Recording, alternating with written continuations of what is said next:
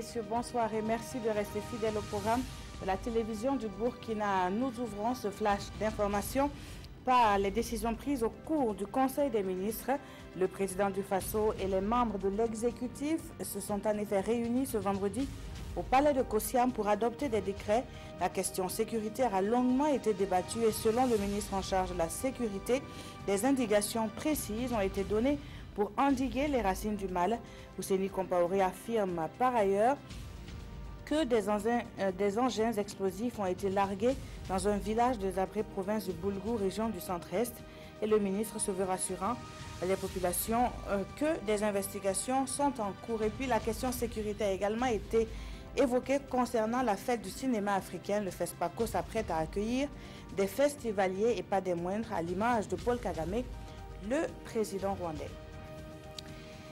C'est un processus qui dure depuis 2 ans, qui se concrétise aujourd'hui. Les forces armées nationales et la garde nationale du district de Columbia aux États-Unis sont désormais jumelées, et ce à travers un programme de partenariat d'État qui permet à l'expertise américaine de s'implanter au Burkina.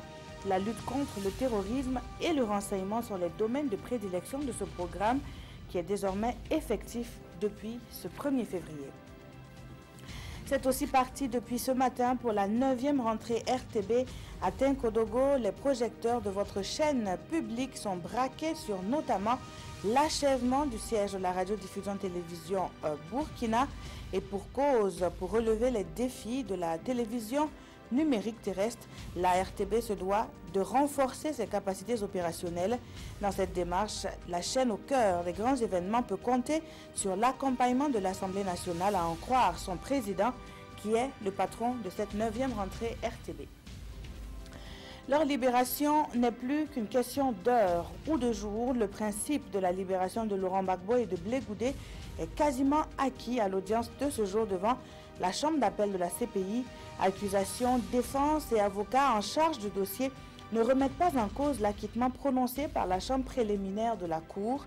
L'accusation requiert toutefois que la chambre d'appel se prononce en faveur d'une libération conditionnée afin de garantir la présence de l'ex-président ivoirien et de son ministre dans la suite du procès.